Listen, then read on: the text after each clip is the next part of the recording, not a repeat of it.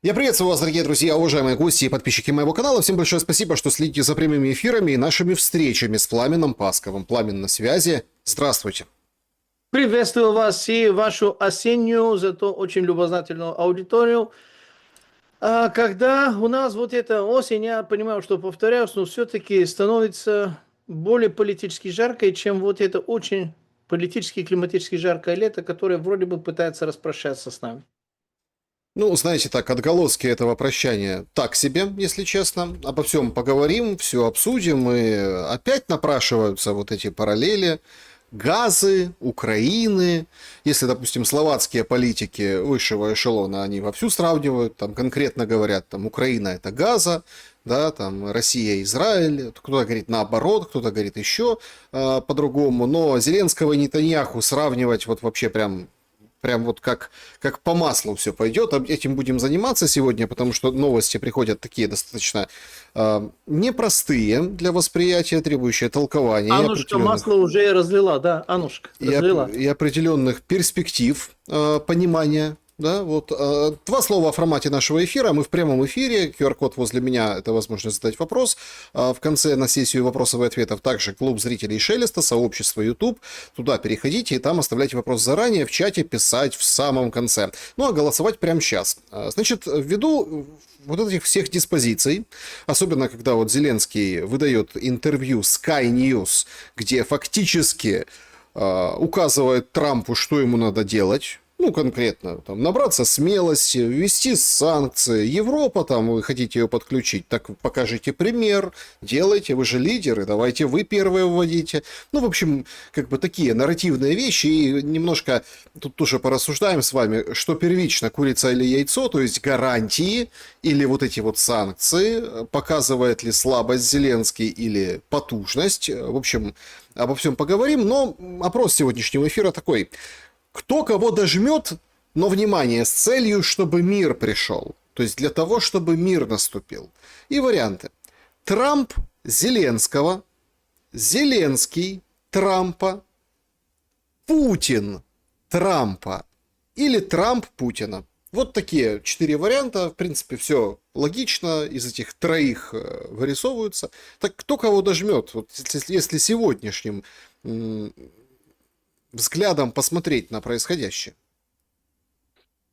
Трамп Путина только аккуратно и не сейчас. Наверное, во второй половине октября, начало ноября, в лучшем случае, потому что у него уже 15 сентября вчера прошло. Это в Болгарии первый звонок, что называется. Но я имею в виду, у нас детки в школу идут не с 1 сентября, а с 15 сентября.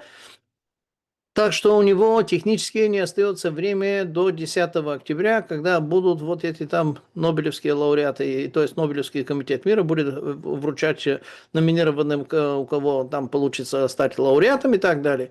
То есть он сейчас будет фокусироваться на достаточно другие тяжелые, главное, важные, болезненные, в том числе и внутренние вопросы, в том числе и внутренние вопросы гражданской войны, которые уже маячат и торчат некоторые уши сущности над камуфляжной сетки пропаганды и демагогии.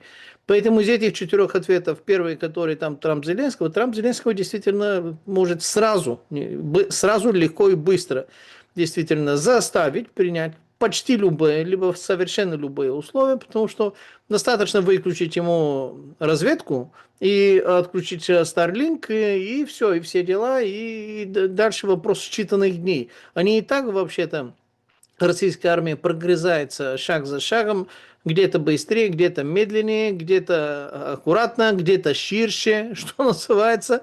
А без этого это будет вообще вопрос приумноженный в разы. Поэтому Зеленский, конечно, может пытаться там какие-то ценные указания через газету «Сан» кому-то давать, упираться, скажем так, на британской короной, либо не только на британской короной, но и на левый берег Темзы, там теоретически вполне допускаю. Но лучше посмотреть на то, какие дивизии, сколько там сухопутной армии и всего этого целокупного НАТО, сколько снарядов, сколько дронов, сколько антидронов, сколько авиации. Это достаточно очевидно вскрылось как нарыв несколько дней назад, когда вот эта политическая водевильная история, когда нам говорят, вот эти российские дроны, они не могут быть российскими, чисто технически. Просто если заглянешь, там сразу становится понятно, что 500-600 километров это их технический предел, что называется. И их можно запустить либо из Беларуси, а почему тогда Беларусь сразу сказала, что они видели, что они такие дроны и начали летать? Либо, кстати, с территории Беларуси они не могут быть по той простой причине, что там начинаются учения, где приглашено огромное количество, 60, по-моему, 9 стран, военных специалистов, в том числе и Соединенных Государств Америки, которых сам Лукашенко лично встретил, вообще-то по-славянски, тепло, хорошо, и сказал, идите и смотрите где угодно, что угодно, скажите, что вам нужно, проверяйте, как мы проводим эти учения. Кто дерзнул бы с территории Беларуси в таких условиях запускать не 23, из которых 4 сбили, осталось 19, о которых нам потом рассказывают, а вообще одного, либо там какого-то там, не знаю, самолетик там бумажный запустить в эту сторону. Не-не-не. Эти дроны были запущены с территории Украины. По-другому они достичь вот этого своего технического предела в рамках 500 километров внутри территории Польши они бы и не смогли. Причем эти дроны так аккуратно были запущены, боевые дроны, что ни один осел, ни одна курица, ни один кролик и ни один человек не пострадал. Они так аккуратно садились, что все было настолько очевидно, что когда стали вообще-то мобилизироваться, и вообще-то член 4, то есть пункт 4 договора НАТО подключать, это был, ну это водевиль, Александр, это водевиль, в результате которого Польшу донакачали некоторыми остатками некоторого натовского оружия. Где-то самолетик, где-то 2, где-то 2,5, ну 3, где-то какой-то Петрит, а там уже Петриты в 10-15 раз больше, чем на территории Украины за весь этот период. То есть совершенно очевидно, что это было поводом для того, чтобы попытаться подключить Польшу и других, скажем так, восточноевропейских стран, ну, чтобы они как бы поактивнее туда подключились благодаря пункт 5, ну, до пункт 5 не дошло, дошло до пункт 4, чья суть заключается в одном слове. Консультации. Читайте аккуратненько весь пункт 4 НАТО, там одно ключевое слово. Консультации. Страны НАТО начинают и запускают и обязаны консультироваться. И все дела. Если кто-то ожидал что-то там громовное, но придется ждать, наверное, еще долго и бесполезно. Не Так, получится. хорошо, подождите, а кто разыгрывает этот водевиль? Смотрите, давайте так. По поводу этих дронов, чтобы четко было понятно, четкая понятная позиция. Вот вы говорите с территории Украины, тут на польском телевидении тоже, ну там показывают мужика, который комментирует, говорит, как вы считаете, откуда? Он тоже говорит с Украины. Прям поляк четко говорит с Украины, потому что, ну, ясное дело, да, там ситуация плохая, там они хотят больше ну, там, оружия, больше всего. То есть, опять, мы же не знаем, выделили 43 миллиарда на Польшу сразу, Евросоюз. Но опять-таки, что это за деньги? Какие эти деньги? Откуда? Как они пройдут? Что они реально укрепят? Где они в конечном итоге окажутся? Никто же не следит за этими деньгами. Выделили и выделили. Вполне себе вероятно, могут с Польши отправить чего-то в Украину. Почему нет? И тут вчера буквально Зеленский бьет копытом, говорит: Трамп, где патриоты? Давай, 3,5 миллиарда у нас вот на кармане. Где твое вооружение? Давай, продавай. Там придумали какую-то программу очередную. Вот, мол, 3,5 миллиарда. Давай, продавай оружие. Где боеприпасы, как Пригожин когда-то восклицал. Это ведь мы все наблюдаем. Но вчера же такая очень странная ситуация произошла. Какой-то дрон сбили над правительством Польши. Туск пишет: 2 белорусов задержали. Ну, покажите белорусов, покажите дрон, покажите обломки, если не сняли над зданием, что за дрон. Просто кто-то, как турист, решил подняться, ну, условно, над зданием. Не во всех странах это разрешено, надо брать специальное разрешение, если у тебя есть свой обычный дрон, и ты хочешь поснимать, например, красивую Варшаву, ну или там какой-то красивый другой город, то есть запреты на эту зону. Ну вот Пламен, наверное, пошел за дроном, за таким же. И Туск, получается, да, вот он как бы подбрасывает хворост вот в этот огонь. И по понятным причинам немножко становится неясно, а чья это игра. Если это игра условно Туска и Киева, то понять можно. исключительно из позиции Польши. Навроцкий-то, эх, как хорошо съездил в Америку. Значит, там, говорят, раздор между ними, но имеется в виду Навроцкий и Туск. Но тут же возникает другой момент. Так а к чему это приведет? Это не игра Польши и Украины, это игра Великобритании и Украины. Просто был такой достаточно показательный десант британский на территории Украины, в Одессе причем, тоже знаковое место. Ну ладно, место не важное, как смогли, так и пришли. Можно сказать, бэушный премьер-министр Великобритании, бэушный, вернее, пенсионный лорд Великобритании Алексей Гончаренко, персонаж неоднозначный, мягко говоря, там фоткался, селфи, улыбился, что называется. И принц Гарри, который женат на бывшей там яхтенной эскортнице Меган Маркл, тоже там отмечался. Какие-то украинские флаги грустно там считал, потому что, наверное, у него там тоже какие-то там математики, намерения и прочее, прочее. Ну, вы забыли, наверное, или оставили на сладкое сказать, что сразу после этого невероятного десанта дронов в сторону Польши, на следующий день был такой же, ну, честно говоря, поменьше, но все-таки тоже дроны полетели в сторону Румынии.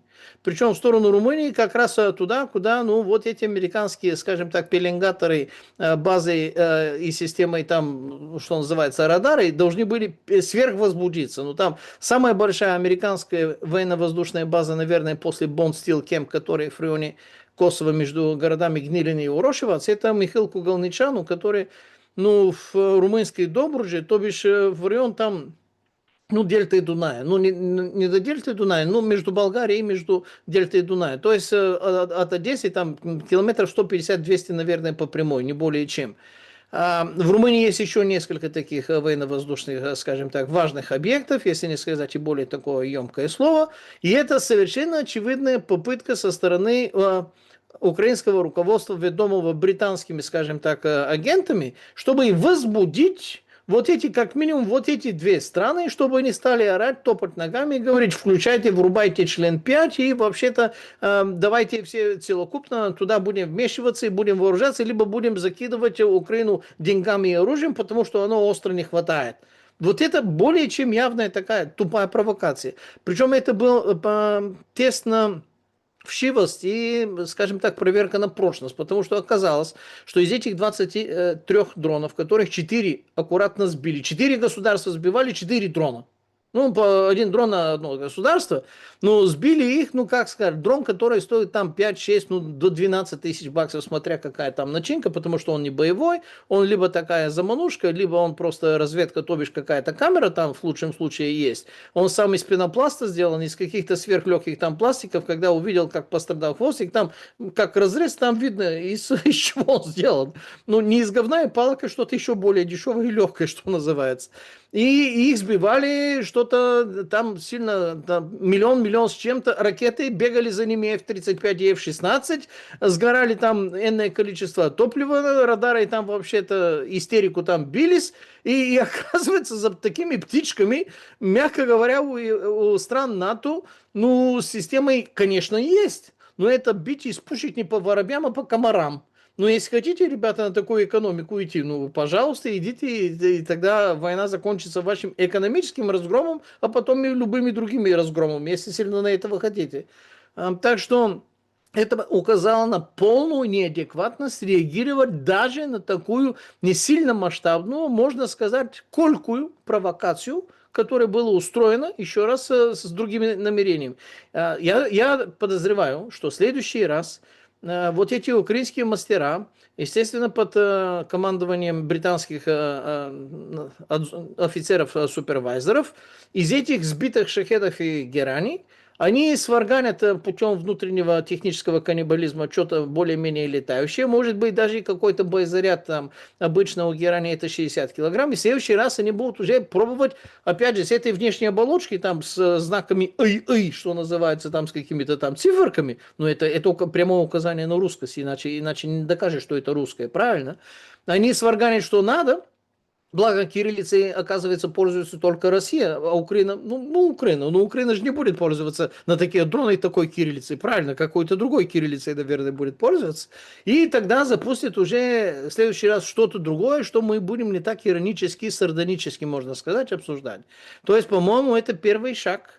И первый шаг с последствием. И последствия, скажем так, в результате вот этой реакции, которая была, они потом продолжат. То есть, мягко говоря, миром не пахнет. Мир нет, не слышал, не видел. Вот Так а так. Трамп что? Ну вот смотрите, если сравнивать, например, ситуацию на Ближнем Востоке. Туда отправляется Рубио. Он имеет аудиенцию, такую конфиденциальную. Ну, есть и протокольные программные варианты, да, встречи. Там у стены плача постояли, поплакали, записочки сунули и там пообщались с ним. И уезжает. И Биби начинает сухопутную операцию в Газе.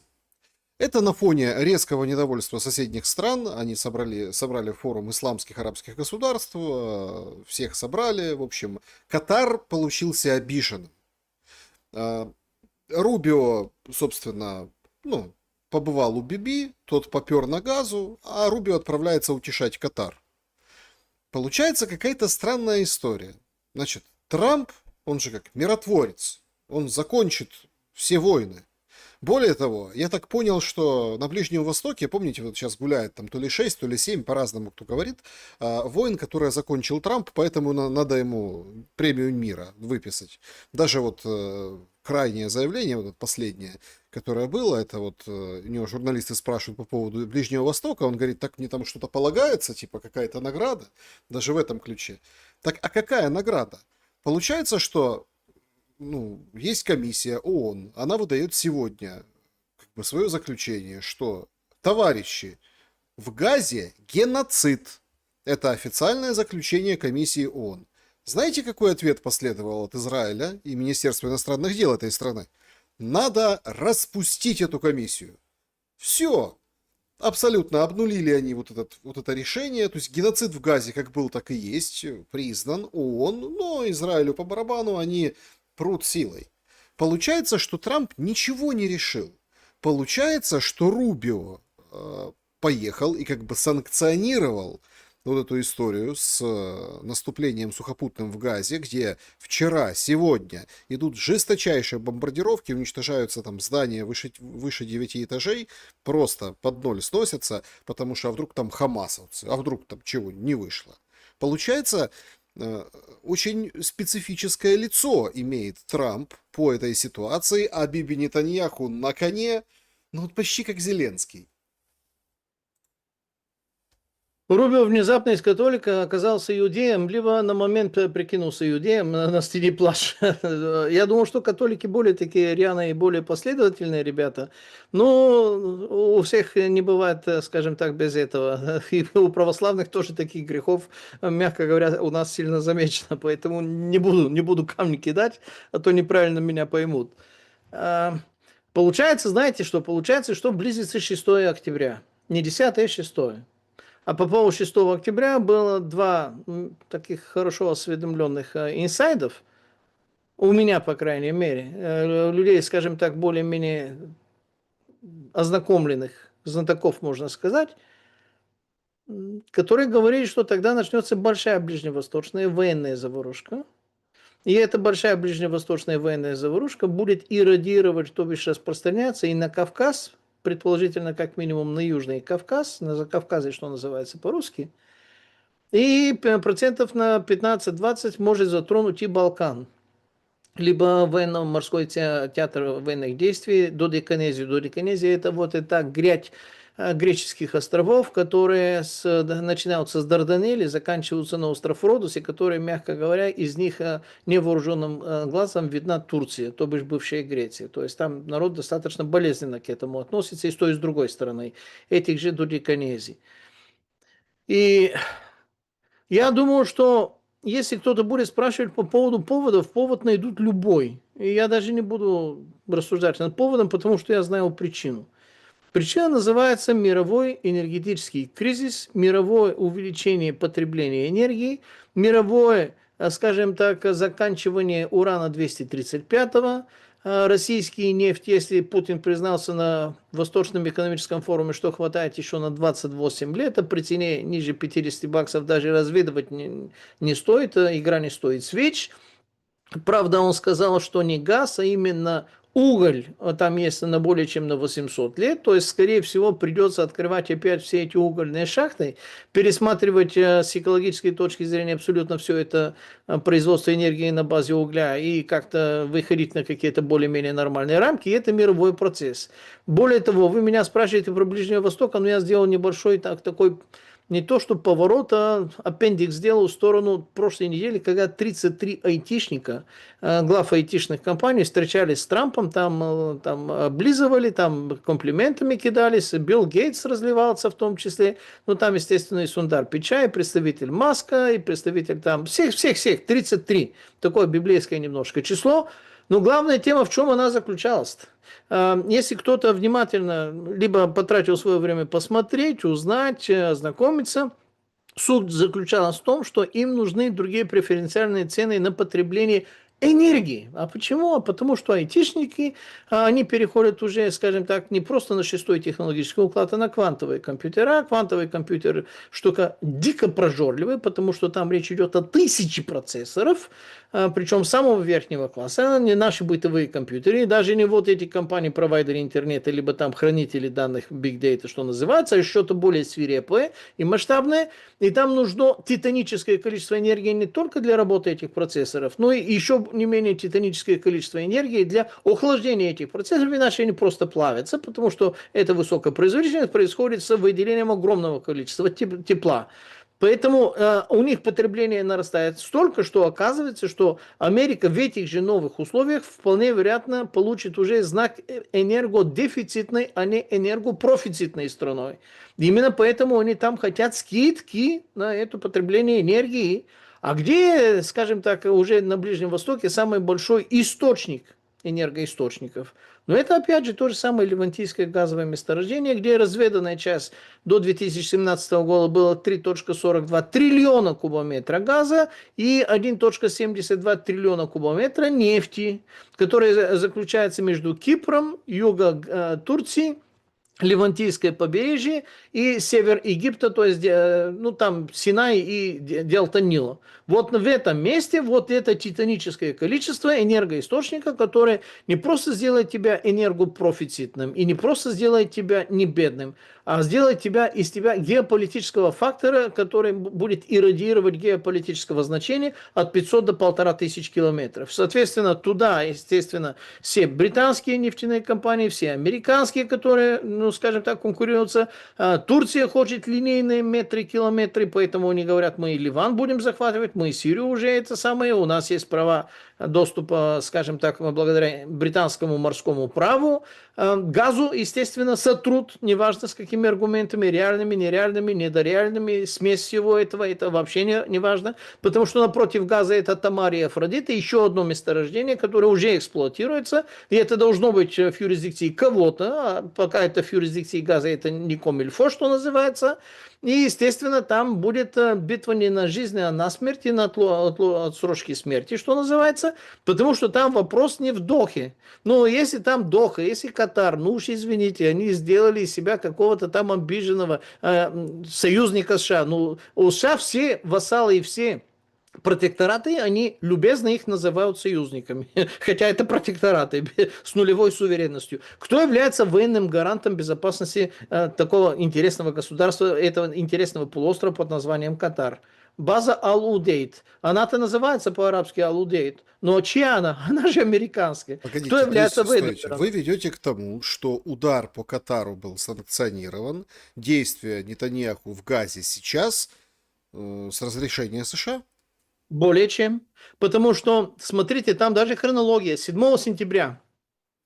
7 сентября Трамп говорит, Ну, это можно на его сетке буквально посмотреть. Я по-болгарски это подробно комментировал. Он дал последний срок Хамасу, то бишь дедлайн, что немедленно сразу верните все заложники, и живые, и мертвые. Это последнее мое предложение. После этого будет плохо, будет страшно. Все, конец, больше разговаривать не будем. Вот так оно звучало. Можно легко найти. Переводчиком Google аккуратненько по-русски это переведет.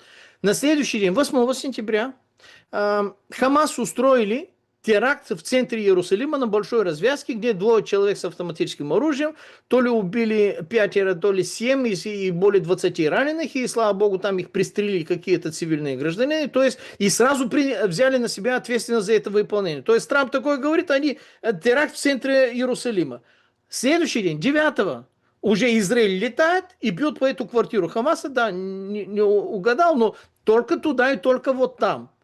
Чего нелогичного? Хамас берет на себя ответственность, Хамас занимается терроризмом, Хамас не просто занимается терроризмом, на эту тему, конечно, можно много и долго разговаривать, но, мягко говоря, это люди, которые любят резать головы людям промышленным образом, фиксировать это, убивать людей садистическим образом, и для них это величайшая честь и достоинство. Это мусульманские братья. Хамас это мусульманские. Подождите, давайте тогда по-другому. Смотрите, ведь такая тенденция.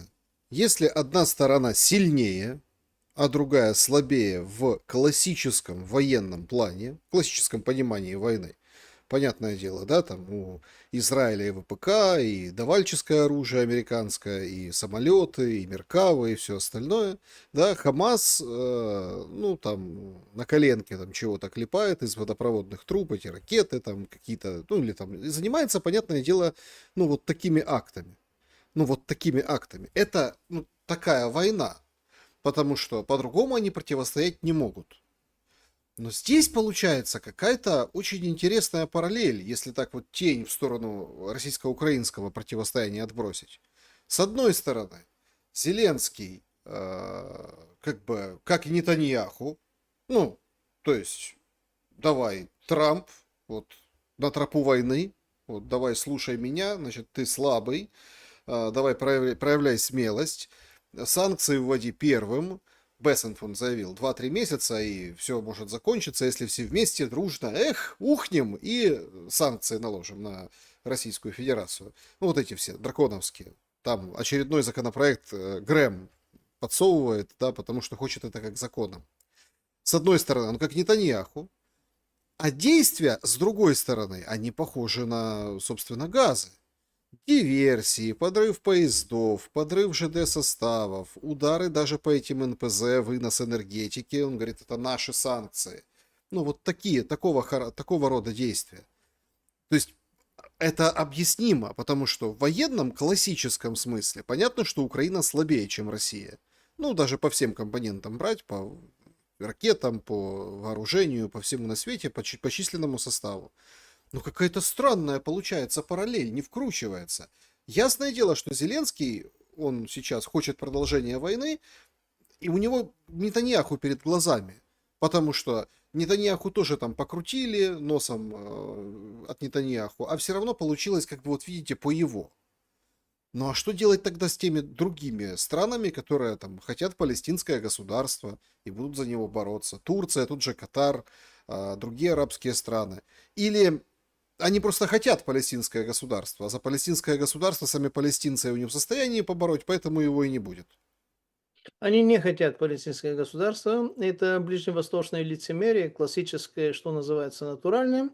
Они хотят, чтобы эти так называемые палестинцы, потому что, по сути, палестинцами являются израильтяне. Потому что даже у Голда Меир паспорт был Палестин, потому что вся эта территория была Палестиной. Кроме того, этих так называемых сегодня палестинцев арабы арабами не считают, хотя они разговаривают на арабском языке. И эти арабы, которые считают себя арабами, там сколько, 13 или сколько стран, они видеть у себя их не хотят, они готовы деньги давать, чтобы они там этим занимались, и чтобы занимались именно тем, чем они. Они никакого государства не хотят. Государство палестинское, несмотря на эту резолюцию, ООН сделать физически, технически, вообще-то любым образом невозможно. Израильтяне, согласно этой резолюции, своего государства сделали, а вот эти там другие, которые сегодня мы называем палестинцами, своего государства не сделали. А, естественно, обвинительный палец в сторону Израиля. Ну, давайте посмотрим на вещи именно, ну, скажем так, невооруженным глазом. В Газе 2005 год власть была выиграна Хамасом. Что сделал тогда Израиль? Израиль стал воевать? Нет. Израиль вывел, во-первых, все свое войско. Раз.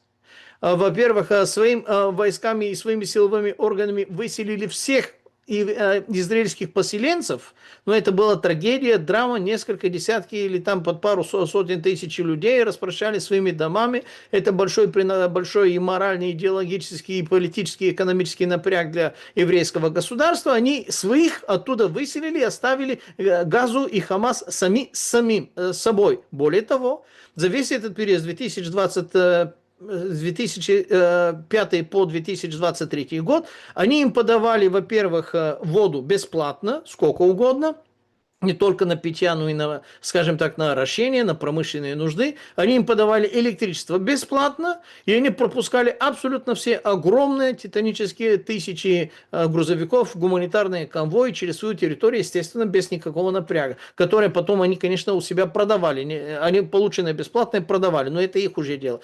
Что сделал тогда Хамас? Что на самом деле представляло бы палестинское государство, так как оно чисто исторически было заложено? Там были две политические фракции. Это был Хамас, 20 какого-то года создано там под названием «Мусульманские братья» и так далее. И это было Фатх или Фатах, то бишь наследник Организации освобождения Палестины Ясера Арафата.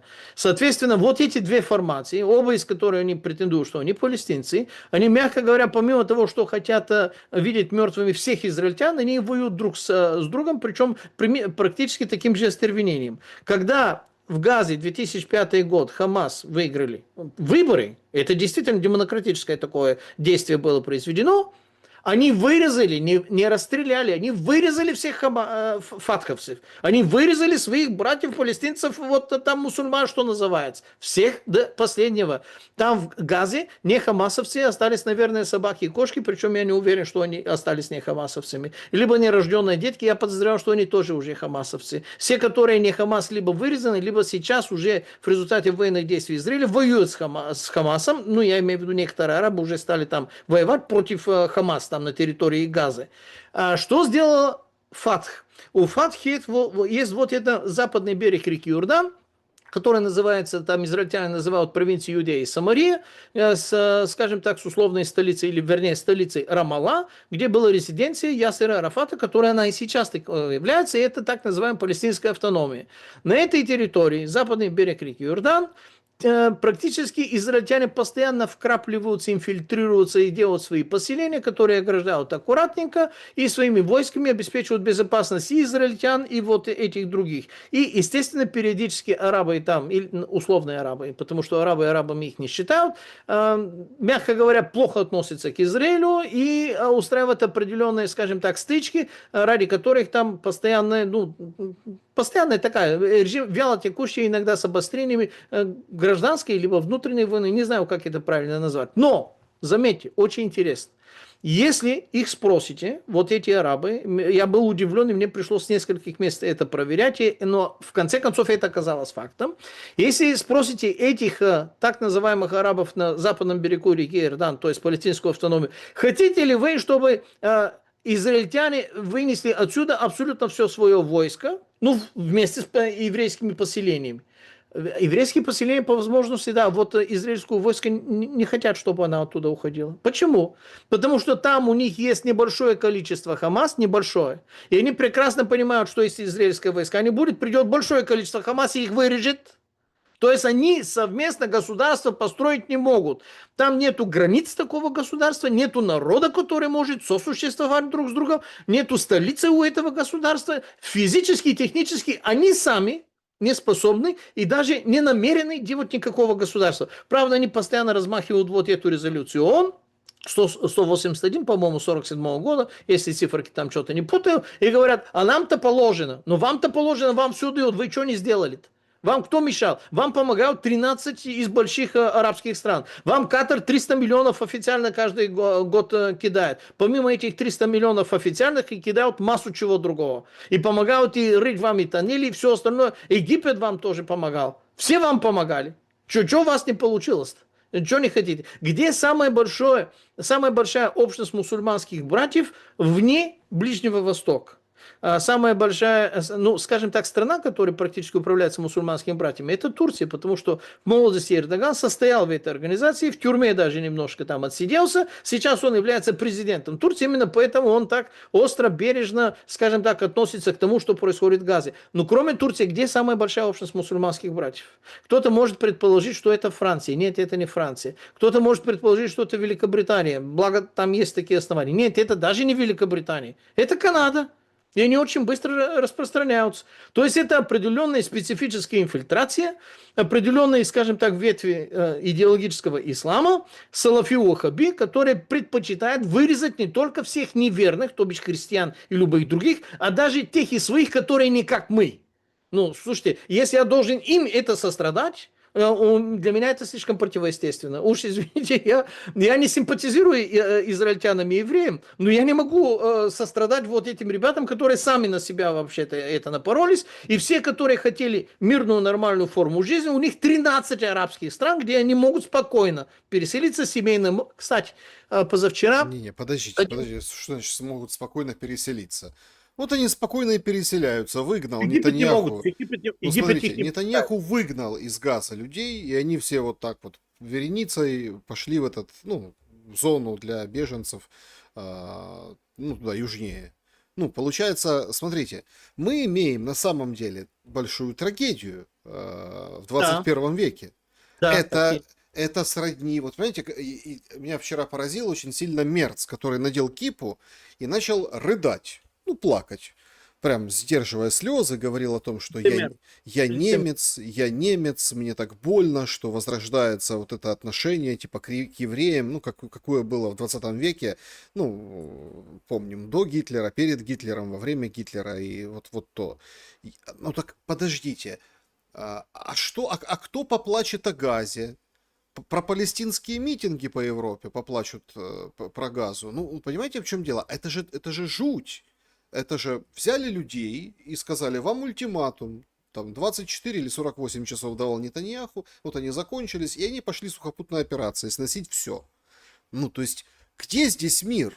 Получается, здесь мир будет после капитуляции Газа. Да. Нет, даже не после капитуляции, а после полного захвата до последнего квадратного метра Газы с полной, скажем так, израильской комендатурой и контролем за всеми процессами, в том числе и тоннельными процессами, потому что тоннели там достаточно большая, ну, может быть, самая главная проблема. Там муравейник под этой Газой. Кто поплачет за Газу? Совершенно правильный вопрос. Вопрос в том, почему Израиль не пошел в военные силы с 2005 по 2023 год против Газы? Почему, если они хотели, могли, поселенцы у них были, армия там действительно была до 2005 года, это даже до того, как Газа 2005 год Израиль, скажем так, освободила эту территорию, это было частью государства израильскими, скажем так, юрисдикцией, армией, силовыми органами и всем остальным. А до того, как Газа стала израильской, ну, она была до 2005 года, она была египетской. Александр, если вы сейчас потрудитесь, если наши зрители потрудятся, открыть Google карты, границы между Газой и Египтом, скажем так, выбором сателлит, вы увидите какое-то странно черно-коричневое там пятнышко непосредственно после этого, которое длится пару-тройку километров, может быть, под 5 до 10 километров. И если приблизите оптически вот Google карты, вы увидите, что там выжженная земля и разрушенные дома. И кто эти дома разрушил, кто эту землю выжил там таким образом? Оказывается, это Египет. Они не хотят ни одного беженца, ни от какой Газы, потому что там все Хамас, то бишь мусульманские братья, с которыми Египет наелся достаточно тяжело, и еле-еле вообще-то генерал Сиси, вернее маршал Сиси, вообще-то вопрос наконец-то немножко утихомирил. Они не хотят ни одного. И для того, чтобы было видимости, чтобы не было возможно, чтобы они просто так перешагали каким-то образом, они категорически и решительно снесли свои дома, выжили эту землю, и первый более-менее населенный инфраструктурный пункт, который на несколько километров от этого места открыли для того, чтобы мониторировать и не допускать никоим образом. Единственное сообщение между Египтом и Газой – это тоннели, которые египетская, скажем так, разведка качественно контролирует, чтобы там не получилось то, что фильтрация там происходит достаточно такое, как положено. То есть, поймите, здесь до 7 октября, скоро будет годовщина 2023 года, они проблемы не знали, воду им давали, электричество им давали, которое мы с вами платим, кстати. И весь наш народ, и все наши люди платят. И Израиль платит за то, что они воду и электричество, а им бесплатно, гуманитарную помощь и деизраилизация всего региона, в результате чего они напали, стали и убивать, что они напали на полицейские, они напали на, может быть, на армейские подразделения, они напали вырезать вот эти кибуцы, которые с ними вообще-то работали, которые помогали им в обучении, которые помогали им деньгами, которые даже лечили их в израильских больницах за счет, скажем так, израильского государства, благодаря этому блату и знакомству от раковых болезней в том числе. Они их вырезали, их фотографировали, детки в микроволновых печах кидали и радовались сатанинским образом. А дальше пошло, ой, высотки сносите, Газа уже в руинах. А как? Кого и что? Я не говорю, что Израиль делает правильные вещи или что Израиль имеет право. Но я ставлю себе на место руководства государства Израиль. Если меня спросят, как ты должен защитить свой народ, безопасность своих людей, не мстить, а именно как должен защитить. Там эти высотки действительно имеют стратегическое значение. И их предупредили, уносите мирных людей, иначе мы все это будем уничтожать, потому что оттуда ведется военное действие практически. И они их сносят. Если там с этими тоннелями невозможно разобраться, у них нету много вариантов, как это нужно сделать. Поймите, здесь есть... Мы живем с вами в искаженной информационной среде. Потому что все данные, сколько детей там погибло, откуда вы думаете эти данные берутся? Может, там есть наблюдатели ООН, ЮНИЦЕФ или ЮНЕСКО или каких-то других? Нет, это Хамас докладывает. А знаете, кто у них является ребенком? Ребенок у них до 19 законченных лет. То есть после 20 это уже не ребенок. Ребенок уже с 15 лет, 17-18, вот с такой бородой, вот с такими, скажем так, рожками, вот с таким пулеметом, это ребенок числится. Но они говорят, сколько погибло. Они не говорят, погибло мирных, погибло женщин, детей. Они говорят, столько человек погибло. Там хамасовцы, они не в форме ходят. Они ходят с цивильными одеждами, и для израильской армии, которая вообще-то имеет напротив вот этого населения, они не знают, это мирный прохожий, это нормальный ребенок, это нормальная женщина, или это сейчас достанет что-то и будет стрелять и убивать и прочее. Я не хочу быть на месте израильской армии. И вы правы, что это действительно свирепое действие, которое неизбежно затрагивает, мягко говоря, огромное количество, по-английски collateral damage, то есть коллатеральные жертвы, но там в еврейском обществе, есть тоже огромный спор, в том числе и между Генштабом и политическим руководством Израиля. Генштаб израильской армии не хочет делать вот это прочесывание, фильтрацию и, скажем так, захват Газы, потому что там, во-первых, погибнет очень много израильтян, и, во-вторых, погибнет очень много гражданских. И они этого делать не хотят. Но они подчиняются политической воле израильского руководства, у которого какие мотивы они там, у каждого есть какие-то мотивы. Половину из этих мотивов, как минимум, выглядит, конечно, здравомысляще, но еще раз, если мы находимся в ситуации Израиля, но за год 2024 со стороны Хизбаллы, то со стороны Ливана 22 тысячи ракеты. И когда они пошли зачищать юг реки Литани, сказали, ой, Израиль опять идет захватывать государство Ливан. А у государства Ливан была задача, чтобы ливанская армия сделала так, чтобы Хизбаллы не было южнее вот этой реки Литани. Это тоже резолюция ООН, кстати, чтобы Хизбаллы там не было. Они их допустили и потом получили в ответ. Что нужно сделать на их месте? То есть, если на твое государство 22 тысячи обстрелов ракет, бомб и всего остального летает, и твое население, а там 22 тысячи квадратных километров, кстати. То есть, пятая часть моей родной Болгарии, две небольшие области, может быть, 2,5 небольшие области украинские, не более чем. Куда им прятаться? Куда им идти? В Средиземное море, либо в пустыне Негев, либо там в Красное море там топиться. Куда прятаться? У них тоже, мягко говоря, обстоятельства такие, что судить со стороны можно. Ну, приди на месте и скажи, так надо сделать, чтобы все были довольны, либо чтобы было меньше недовольных. Как нужно сделать? На тебя нападают Хамас, и начинают вырезать, и оказывается, что в Газе все Хамас. И так 20 лет. На тебя нападает Хезболлы со стороны Ливана, и ты должен обеспечить и со стороны Ливана. На тебя нападают йеменские хуситы, просто запускают иранские ракеты, и опять проблема. Хамас кормится деньгами Катара. Хамас кормится деньгами Саудовской Аравии. Хамас кормится деньгами и Турции. Хамас кормится вот этими странами. И если там находится руководство Хамаса, если там занимаются политические и военные решения, что делать против Израиля, как убивать израильтян, на месте израильского руководства, что нужно сделать? Я не симпатизант. Мне дико не нравится, что вот в Талмуде вот эти там их пейсовые считают нас гоем, то бишь скотом и не людьми. У меня полная взаимность по поводу вот этих специфических, скажем так, кадров, представителей иудейской там религии, иудейских таких. Но я говорю о светских евреев, нерелигиозных. Они даже не называют себя светскими, они называют себя нерелигиозными, потому что они тоже понимают, что вот это там перебор, и это уже не по-человечески.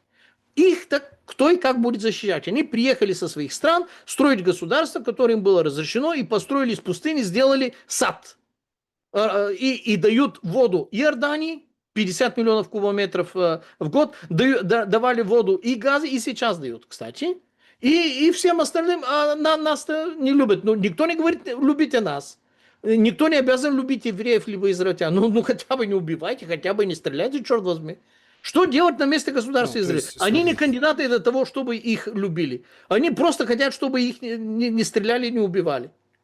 И как? То есть в оконцовке мы получим вот этот большой Израиль, о котором вот эти, как В оконцовке, да. как вы говорите, эти пейсаты, там, да, ну, у них-то выписано в доктринах, есть куча карт, я думаю, вы тоже видели. Ну, от Нила до Ефрата, да. Вот это все.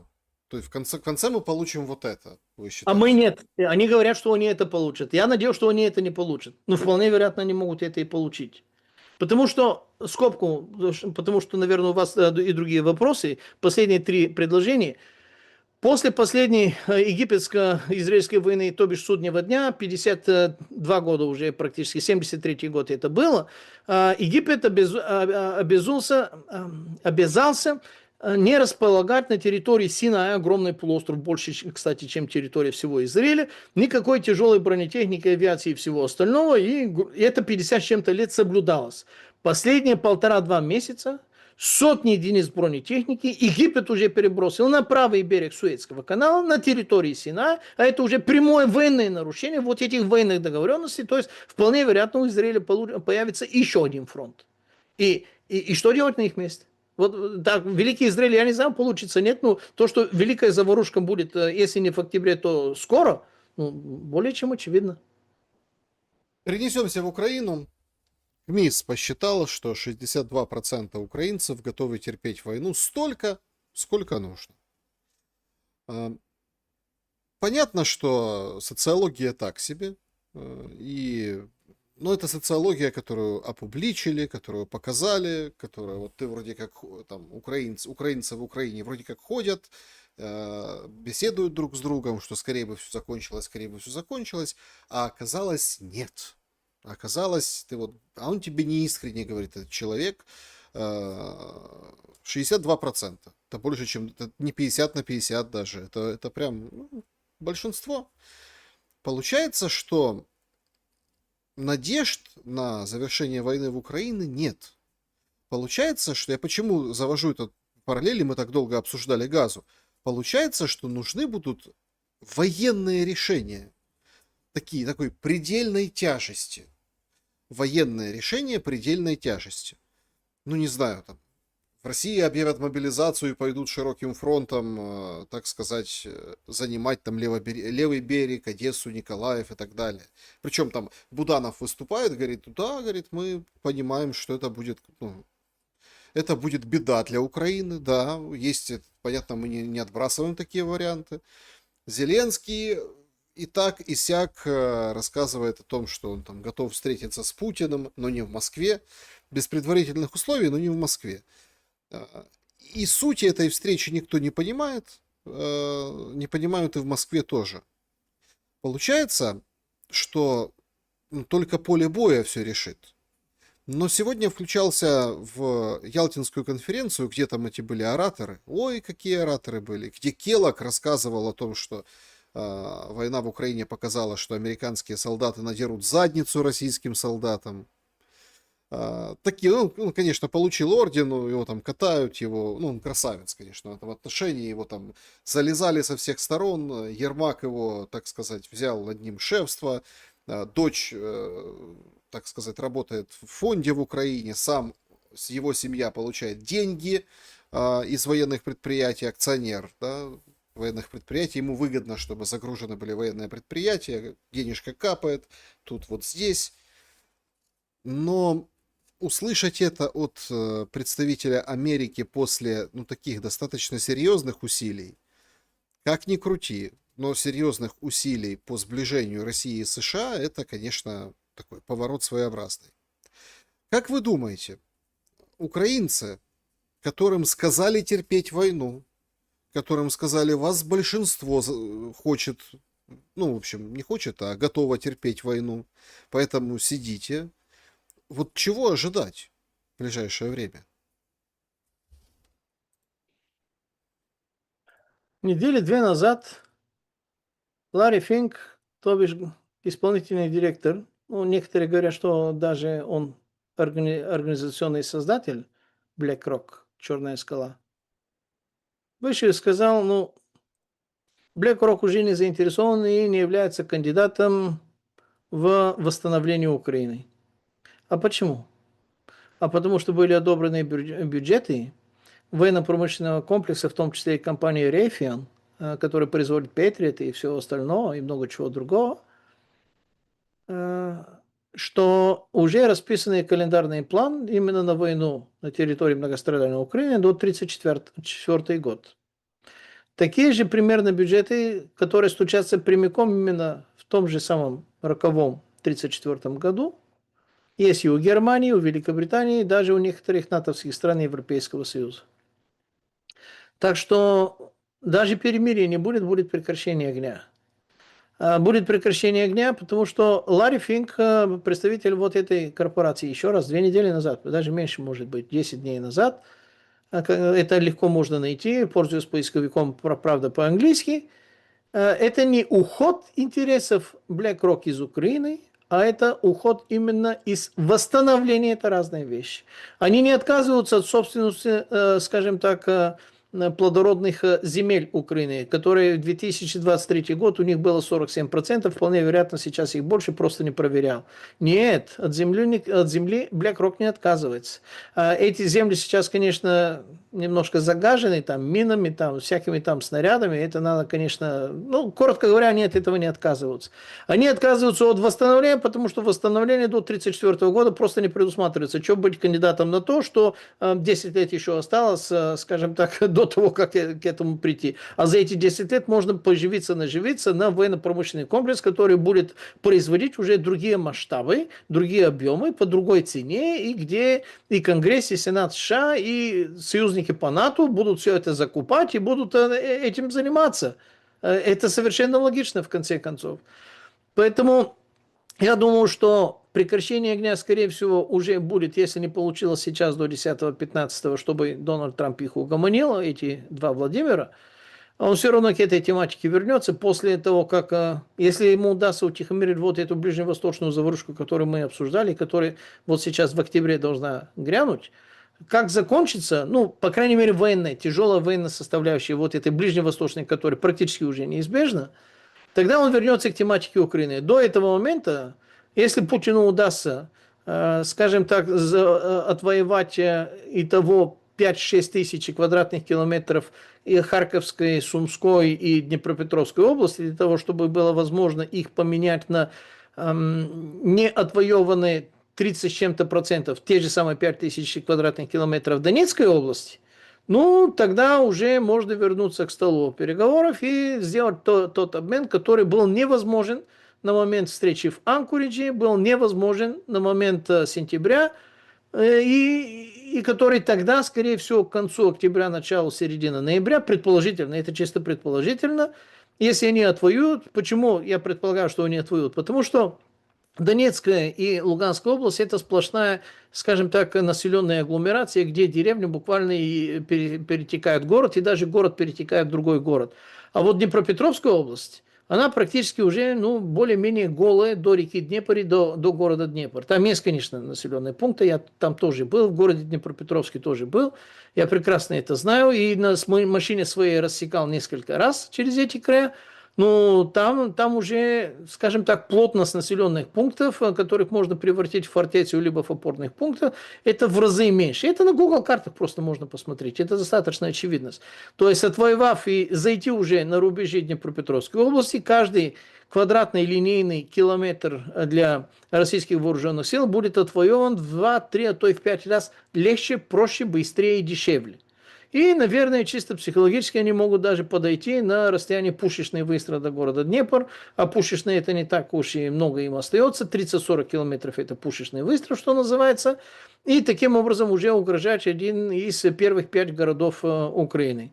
Ну, Киев, Харьков, Одесса, Днепропетровск, я думаю, это 4-й или 5-й, вряд ли 10-й, потому что достаточно миллион никак, как ни крути.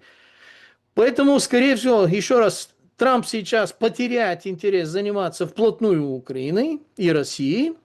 Это не означает, что переговоры будут прекращаться. Нет, они не будут прекращаться, все будет идти только на уровне Келлог, соответственно, Витков, соответственно, Ушаков, соответственно, вполне вероятно, даже и Лавров. Ну, с Путиным они будут периодически общаться, но не вплотную.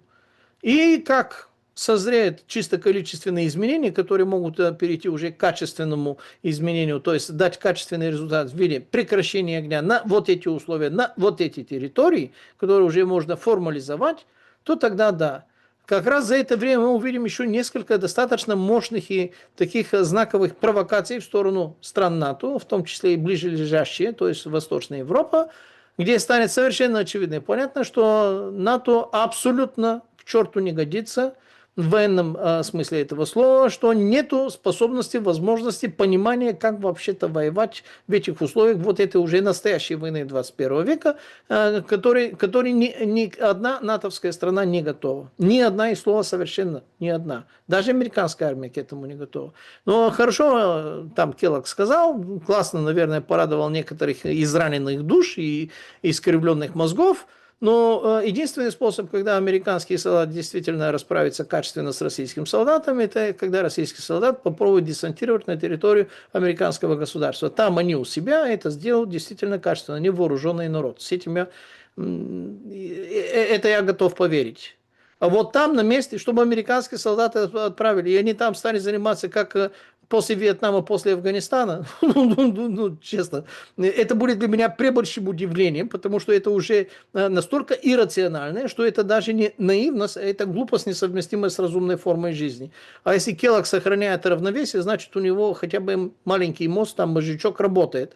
И я удивляюсь, если он всерьез такие свои слова даже воспринимает. Я думаю, что он просто хотел сделать приятное своим собеседникам. И они не поняли, что их немножко там анекдот им рассказывают, и они стали радоваться его награждать. Ну, ладно, если у них ума-то нету, то что с них взять?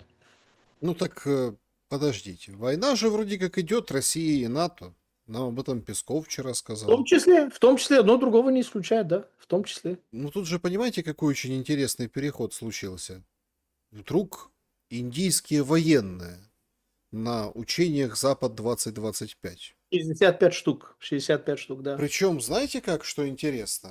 Сегодня последний день учений. То есть учения чем запомнились? Искандерами, которые на трассе красиво стояли, направленные на Польшу. Ну, эти дроновые истории, понятно, там много мутного, мы с этого начинали нашу основную беседу, но тем не менее. Ну и, конечно, гостями. Там вообще много было стран, но Индия, конечно, поразила. The Times даже, британская, говорит, елки-палки, все, перешли все красные линии. Там по поводу Индии будут опять торговые встречи. Ну, в общем, с Китаем пытается Америка договориться по поводу ТикТок. В пятницу финализируют все, созвонившись Трамп и Си Цзиньпин. Вроде как, если ничего не изменится.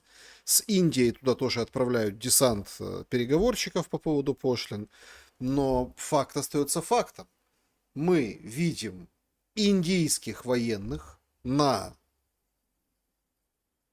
тренировке отражения нападения НАТО на Беларусь союзное государство, там Калининград, ну вот это вот. Ну, то есть индийские военные как бы будут ну, тренироваться или тренируются, помогать, так сказать, отражать вот это смысл, сверхзадача вот этих учений Запад-2025. Там имитационные электронные пуски, в том числе там типа ядерным оружием стреляют, ну как электронным образом, то есть без как бы самого выпуска боеприпаса. Но это же очень серьезный звонок геополитический. Знаете, мне кажется даже, что Нарендра Моди бросил более тяжелый, более болезненный, более такой выводящий из эмоционального равновесия вызов Трампу, чем Си Цзиньпин своим этим парадом, который это грохали вообще-то в Пекине 3 сентября. Потому что вот такая интересная цепочка событий. 4 раза не берет трубку Трамп. Ну, Трамп, скажем так, по делам вообще-то звонит, наверное. Мало того, позволил себе достаточно острые высказывания, и не один раз. То есть это не ошибка. Естественно, наплевать ему на все эти санкции. Сейчас придем к тому, почему и зачем ему наплевать на эти санкции. Это очень важный вопрос. И он намерен закупать российскую органику, там топливо и сырья, сколько ему там интересно, и на условия, которые ему интересны. Непалский конфликт он получил достаточно оперативно в качестве некоторой ответки. И сейчас не просто пришли на вот эти военные учения. У Республики Беларусь сильно более узкие, скажем так, расширенные, углубленные отношения с Китаем. Но не было китайских военных на этих военных учениях, хотя это следовало бы предположить чисто логически, как более естественным. А пришло 65, ну даже если и 5 было, но именно кадровые такие военные индийские, которые являются участниками военного учения, которое ну, практически направлено против НАТО. Ну, конечно, защищаться от НАТО, отражать атаки НАТО, но атака или контратака это уже, или защита это уже условности, которые давно, сами знаете, никакого серьезного значения не имеют. Вернее, имеют только такое для журналистов. Для реальных военных действий это уже почти условность. Поэтому почему Индия так смело оскаливает зубы, ну, скажем так, в сторону Америки? А потому что у Китая, Индии и России зарождается, скорее всего, будет очень скоро отшлифовано и заработает на более масштабные, там, скажем так, права, вернее, она будет уже доведена до ума, собственная платежная система расчетов. Не обязательно, чтобы это было SWIFT или аналог SWIFT, не обязательно, чтобы это был аналог MasterCard и Visa.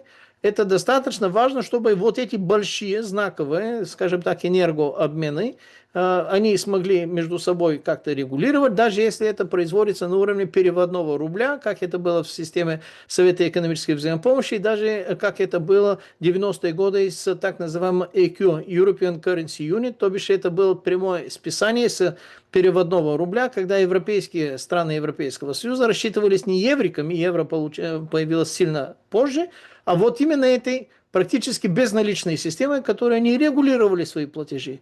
Если там сейчас работает эта система, тогда вот эти санкции им наплевать. Потому что вот это сырье, которое они берут, они делают из него массу других продуктов, что дистопливо, что бензин, что неважно что масло, что газ, что чего угодно, что пластмассы. И они продают уже переработанный продукт. То есть их предприятия загружаются добавочной стоимостью, загружаются рабочие места, то есть население работает, и им на все это наплевать. Так что они могут этим заниматься, если их не могут бить по банковским трансфертам. А у Индии есть определенный защитник по поводу, скажем так, показывать зубы Америки. Это Великобритания. Это Великобритания, у которой тоже есть, мягко говоря, немаленькие проблемы, в том числе и в количестве от 1 до 3 миллионов, которые вышли на улицы Британии и сказали, что хотят уже, чтобы Британия наконец-то опять стала британской, черт возьми, что это уже вообще... 150 тысяч, Пламен. Ну, видите, Ну, 150. по-моему, даже 150 было, это были компьютерные графики такие. 150 тысяч. Ну, так, по крайней мере, осветили, и очень так это все, ну, нехотя осветили вот эти акции в Лондоне против мигрантов, против, скажем так, беспредела вот этого, которое 150 творится. тысяч было в первые 2,5 секунды дрона, который летал 1,5 минуты. Это я так видел. Так что да, 150. Я знаю правоверную версию. Правоверная версия вот эти цифры признавать не хочет. И вот это Шабана Махмуд, которая стала, скажем так, у руля вот этого силового ведомства, стала говорить, что мы будем их наказывать. Сейчас посмотрим, вот эта специфическая дамочка, которая выпустила из тюрем тысячи действительно тяжелых преступников, насильников и убийц, и которая освободила знаковую такую фигуру Харона, там, и которая является наследником, парочку-троечку были более-менее английские, плюс Леми там тоже отмечался на той же самой позиции, но до нее тоже была Суэля Брейверман. Посмотрите на фотографию, на происхождение. То есть там, грубо говоря, дравиды полуострова Индустан начинают не просто захватывать административные лосты, рычаги управления государства Великобритании, но они рулят силовыми ведомствами вот этого, ну там, Британской империи, что называется.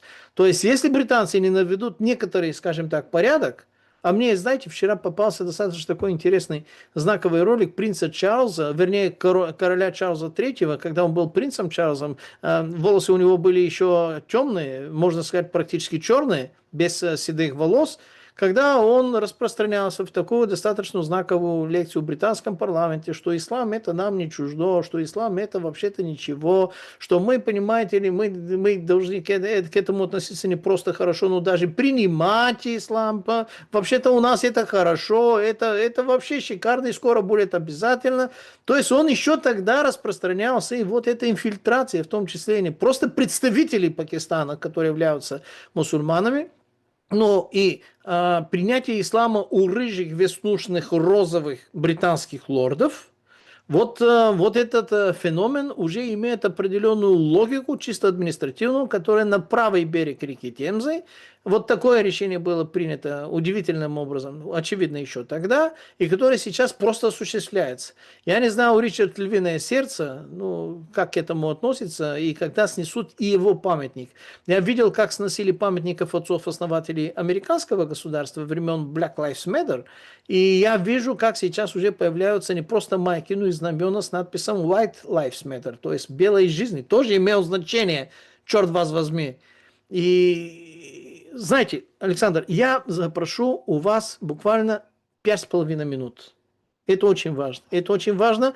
И я попрошу, чтобы после обработки вашего ролика вы вставили в описание файла вот эту ссылку, которую я вам дал от Military Strategy.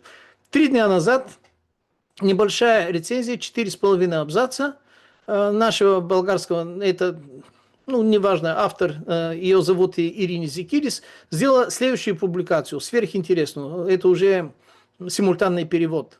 В середине августа сначала в Military Strategy Magazine, а потом и в других британских СМИ вышла статья, написанная Дэвидом Бетсом. Он является профессором кафедры военных исследований King's College London, то бишь Королевский колледж Лондона. Основной и очень хорошо обоснованный тезис этой статьи заключается в том, что Запад уже стоит перед новой стратегической реальностью, и что самая большая угроза его безопасности является не внешняя, а внутренняя. Все более и более нарастающая вероятность гражданской войны. Основные причины ясно указаны. Это губительные политики открытых дверей к мигрантам, неолиберальные политики идентичности, конфронтация консерваторов-неолибералов. Бетс припоминает слова Оливера Уэндела Холмса. Между двумя группами, которые стремятся создать несовместимые миры, я не вижу другого решения, кроме как сила. Не будем входить в сложные модели Бетса. Кстати, они применяются в виде там табличек. 15 стран, в том числе Евросоюза и США, там указаны. С рисками, с контекстом. Очень интересно, познавательно. Ребят, рекомендую. Скобку закрываю. Не будем входить в сложные модели Бетса. Укажем прямо на его выводы. Это есть уже вишенка. Условия появления, то есть взрыва гражданского конфликта уже налицо в многих западных странах, и риск больше всего в Великобритании, Франции и в США. Если иметь в виду 10-15 стран Европы, кстати, он именно в этой статье их указал, где риск более чем реален, шанс, чтобы одна из них впала в конфликте в следующие 5 лет, это 87 до 95%. То есть это аккуратный анализ такой, это не с балды, не с потолка брали. Если война начнется в одной стране, вероятность распространения к другим это от 60 до 72%. Средняя продолжительность вероятной гражданской войны это будет примерно 6 лет, но намного более высокой смертностью, чем межгосударственного конфликта. Демографические смещения и беженские волны приведут к радикализированию, разрушению социальных мостов и легитимацию нового порядка. Большие города станут практически неуправляемыми. No-go зоны, то бишь зоны, куда появляться вообще тебе лучше не надо, а то не выйдешь живым, разрушение инфраструктуры, коррупции и параллельные структуры власти. Предстоит поддавливающий культурный и цивилизационный коллапс, который отмечен насилием и смертью. Множество военных экспертов и авторитетов уже выразили свою полную поддержку и согласие с выводами Дэвида Бетса. Все, доклад сделан. Да, ну вот здесь табличка, здесь конкретно по странам. Великобритания, Франция, Германия, Швеция. Здесь конкретно есть описание рисков и есть определенные карты с точками, ну где словно там, да. 8 страниц эта статья, да, стоит посмотреть. Очень интересно здесь, где размещены там газовые терминалы, где размещены Электростанции электростанции, да, вот так вот это все накладывается тоже. Ну и Франция тоже, да, и французы. Вот так, дорогие друзья, выглядит этот материал. Кому интересно, ставим в описании, конечно, ссылочку и обязательно ознакомьтесь. Я думаю, что, как говорится, лишним не будет. Давайте перейдем, сейчас подведем итоги голосования и перейдем к опросу. Ну, в вопросе и перейдем к вопросам зрителей. Кто кого дожмет для того, чтобы наступил мир? 4% считают, что Трамп дожмет Путина. 6%, что Зеленский Трампа, 36%, что Путин дожмет Трампа, ну и 53-54, там меняется немножко на 1%, что Трамп дожмет все-таки Зеленского. Вот. Ну, вот так думает наша аудитория. Хотя пока вообще не видно. Трамп, видимо, ошибся. Трамп, потеплел после овального кабинета и вот получил сейчас, ну, такую ответку, да, такой возврат должка. И теперь сейчас Зеленский пытается через медиа руководить действиями Трампа, призывая его к смелости, солидарности, гарантиям и, ну, в общем, и всему остальному. Посмотрим, что это нам сулит. Что скажете по поводу результатов, Пламен? Ну, я ожидал, что будет примерно так, потому что эти 54% это совершенно понятно, логично. А вот то, что я прогнозировал, что это в полное меньшинство, эти 4%, это тоже логично, что люди так не думают, потому что, ну, люди, в конце концов, им так хочется, им так видится, это я спокойно и нормально принимаю. Но суть заключается в одном. Два еврея пытаются затащить Трампа, в скобках Америку, на своем поле боя, для того, чтобы Америка, грубо говоря, стала воевать на их сторону против их большого противника. А именно Зеленский и Нетаньяху пытаются затащить Трампа. Пока что удавалось только Нетаньяху, чтобы Трамп отправил 2 спирита, еще несколько там, ну, под финал 12-дневной войны, и что он дал одобрительное... Дал одобрительное. Ну, да, вот Да. никак. Значит, перейдем к вопросам нашей аудитории. Так, затянули мы основную часть программы, но несколько вопросов обязательно прозвучит. Давайте, сообщество YouTube. Добрый день, Пламен и Александр. Вопрос к Пламену. Какое отношение внутри Болгарии к ситуации в Украине? Возможно ее принятие в ЕС и отправка иностранного контингента? Есть ли у болгар желание в размещении на Украине? Ну, здесь надо как-то сразу разделить официально-профессиональное, скажем так, колониальное административное руководство Болгарии, которое, естественно, европравоверное, НАТО-правоверное, и которое говорит, Россия плохая, Украина хорошая, надо помогать Украине. Правда, сами они туда не торопятся, не рвутся, ни свои детки туда отправлять, ни даже своими кошельками как-то раскрывать. Хотят, чтобы это было за счет болгарского налогоплательщика.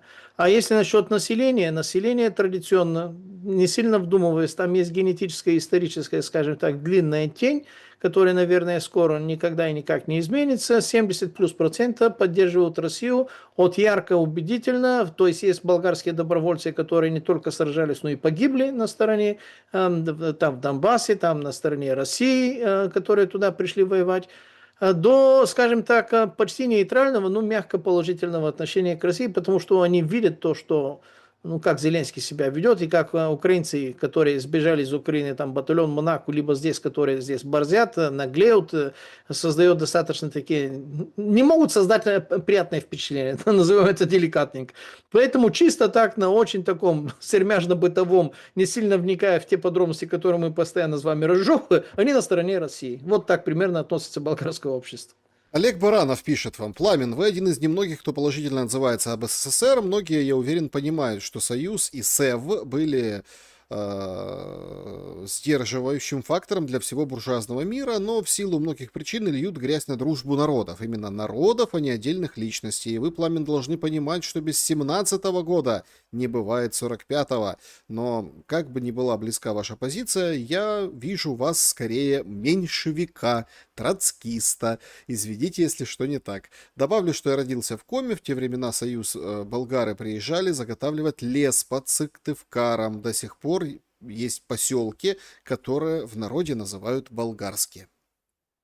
Я в Сыктывкаре был, я прекрасно знаком с этой спецификой, и эту ситуацию по поводу Коми АССР совершенно правильно обрисована. По поводу этикетки меньшевик и троцкист, по-моему, это указывает либо на непонимание суть вот этих названий, либо на непонимание того, чего я глаголю. Возможно, вина во мне, потому что я не носитель языка, либо не все могут следить конца моих длинных предложений. Вполне вероятно. Но я таким себя не считаю, и в личной встрече я бы считал это оскорблением. Назовем это так. Мгм. Виталий, добрый вечер, Александр Пламен. Вопрос. Трамп лично заявил о поимке убийцы Кирка, сделав акцент на том, что на это ушло 33 часа.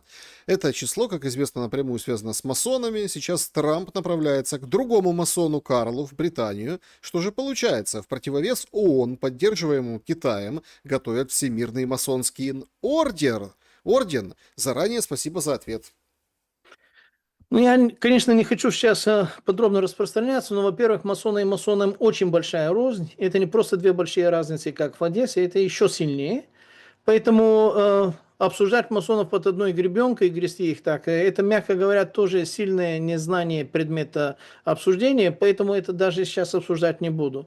То, что произошло с Чарли Кирком и кого они поймали, для меня это все равно, что поверить, что Ли Харви Освальд застрелил президента Кеннеди. Я в этом никогда ни за что не поверю. Они очень быстро и оперативно сварганили нам другую версию, хотя вот эти записи и ролики, которые успели утечь, указывают на то, что не вот этот пацанчик был в состоянии это сделать, и не волк-одиночка, а это было уже конкретное, скажем так, сообщество из нескольких оперативных людей, которые совместно в этом деле участвовали, которые прекрасно были знакомы с тем, что у Чарли Кирка есть жилет такой, ну, пуленепробиваемый жилет, то есть бронежилет у него был, есть такие тонкие 7-я степень защиты, кстати, их делают тоже в Болгарии, стоит 750-780 евро, почти как, скажем так, майк, под майкой их не сильно заметно, а под рубашкой тем более, поэтому они стреляли там, как они и стреляли. Есть даже такие, понимаете, или,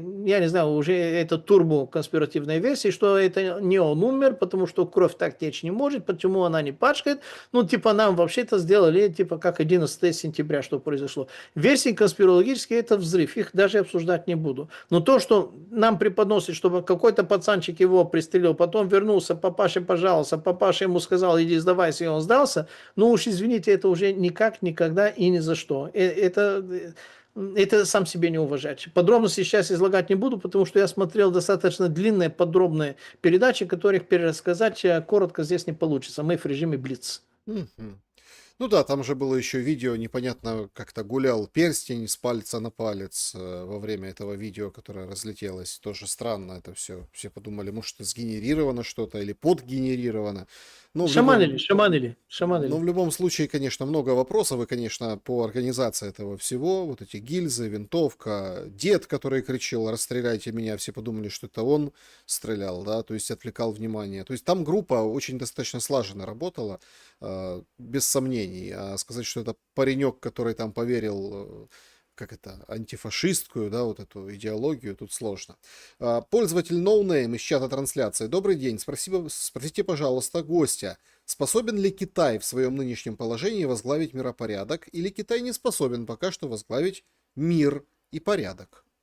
Короткий ответ – практически нет в нашем формальном официальном понимании этого слова.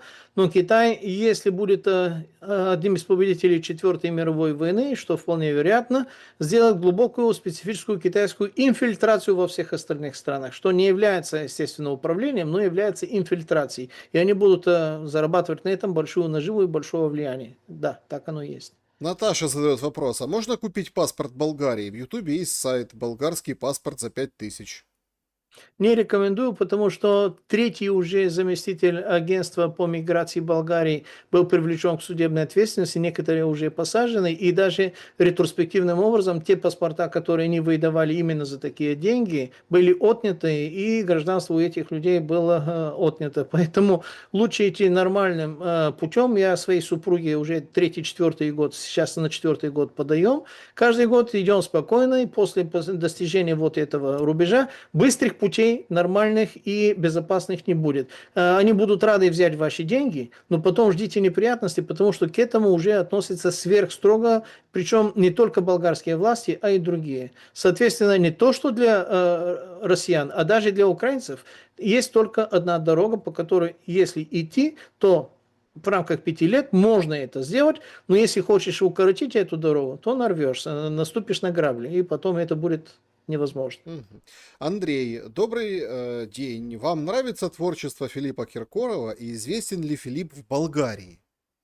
Филипп известен в Болгарии в определенной попсовой, скажем так, среде, которая не сильно, по-моему, слабее, чем в России у нас представлена. Мне лично его творчество не нравится. Моим домашним, некоторым из моих домашних, там, девочкам нравится. Но мне нет. Мгм. Ну, главное, чтобы девочкам нравилось. Пламен, я благодарю вас за этот прямой эфир. Спасибо вам за время и мысли. Братья и сестры, товарищи, дамы, господа офицеры, господа не офицеры и остальные не пьющие, троллы, боты, друзья, не друзья. Выключить, пожалуйста, телевизоры, включите мозги, и все у вас приложится. Всего вам доброго, будьте с нами, продолжение следует. Друзья, берегите себя. Спасибо, что смотрите в прямом эфире. Спасибо, что посмотрите в записи. Поставьте лайк, напишите свой комментарий. Хороший, добрый. Ну или какой получится. Увидимся. До скорого.